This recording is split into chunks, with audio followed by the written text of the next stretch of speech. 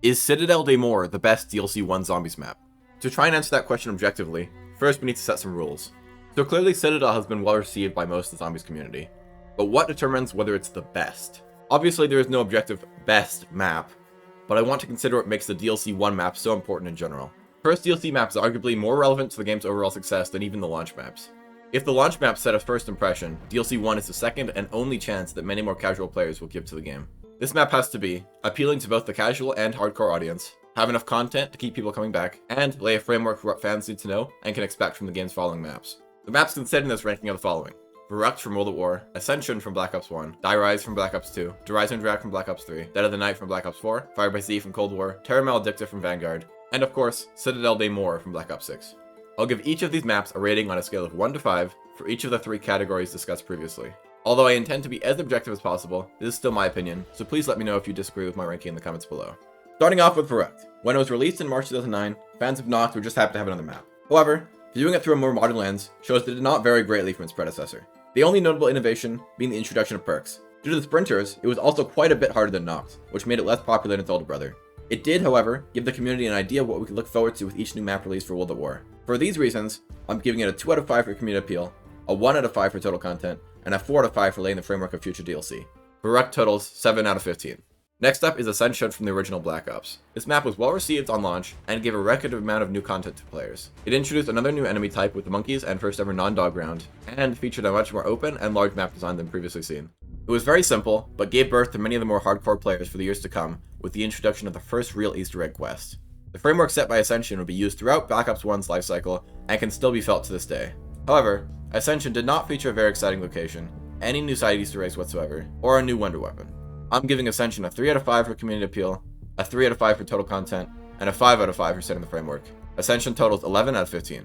Die Rise had a lot of people to please after the failure of Transit. It was fairly well received on launch, with most people considering a definite upgrade from Transit. However, many of the more casual players grew frustrated with the map's unfriendly design and stopped playing Black Ops 2 Zombies altogether. Die Rise featured a single new perk, a new wonder weapon, a single new buildable, and has no side Easter eggs. It also generally failed to give players an idea of what they could expect from future maps, as the immediate next map released would be vastly different and held by an entirely new director. I'm giving Die Rise a 2 out of 5 for community appeal, a 3 out of 5 for total content, and a 2 out of 5 for its framework. Die Rise totals 7 out of 15. Although they're considered some of the greatest maps today, Shadows of Evil was very poorly received on launch, and the Giant wasn't even included on the disc. The Eisendrache released 4 months later, and was so well received by both sides of the community that it practically guaranteed the success of the rest of the game's DLC season. Although it had very little innovation, it reworked and refined elements found in Mob of the Dead Origins into a more casual-friendly and layered map.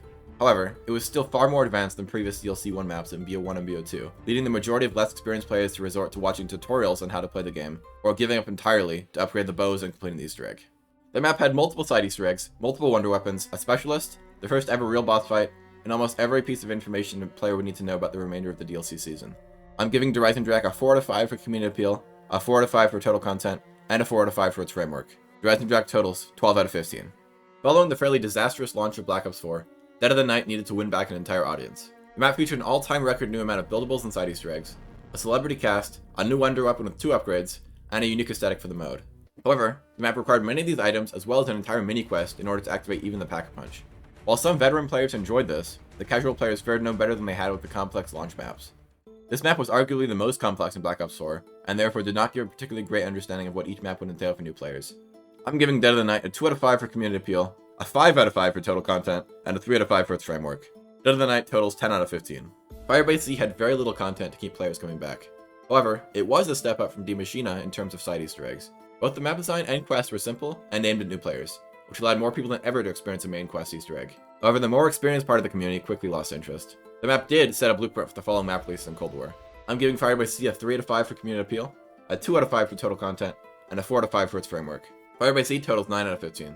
Alright, time to talk about Vanguard. As most of us know, the game was a complete mess at launch. It was called the worst COD game of all time, and many refused to even acknowledge it as a Zombies entry. While Terra Maledicta did attempt to fix many of the more pressing complaints the community had about Vanguard Zombies, it kept the exact same objective-based formula as Zero Fong, with its only real gameplay change being a new look for the environment. It also completely failed to set a precedent for future maps, as the remainder of Vanguard's DLC season changed direction completely and releases round-based maps. I'm giving Terra Maledicta a 1 out of 5 for community appeal, a 1 out of 5 for total content, and a 2 out of 5 for its framework. Terra Maledicta totals 4 out of 15. Now, finally, we can talk about Citadelle Des Morts. While the map doesn't invent any new concepts for the mode, Like Eisendrache, it combines previous maps into a more refined product. Citadel features the first ever elemental melee weapons, a wonderful atmosphere and aesthetic, and a large quantity of side Easter eggs. It also has easily the most accessible wonder weapon on this list, and its quest is simple yet challenging.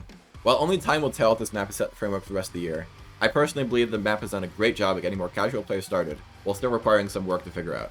I'm giving Citadelle Des Morts 5 out of 5 for community appeal, a 3 out of 5 for total content, and a tentative 4 out of 5 for its framework. Citadelle Des Morts totals 12 out of 15, tied with Black Ops 3's Eisendrache.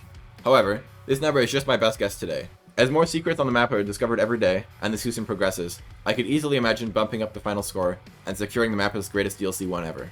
It's also possible that this is it, and if that's the case, a tie with one of the greatest maps ever made is not bad at all.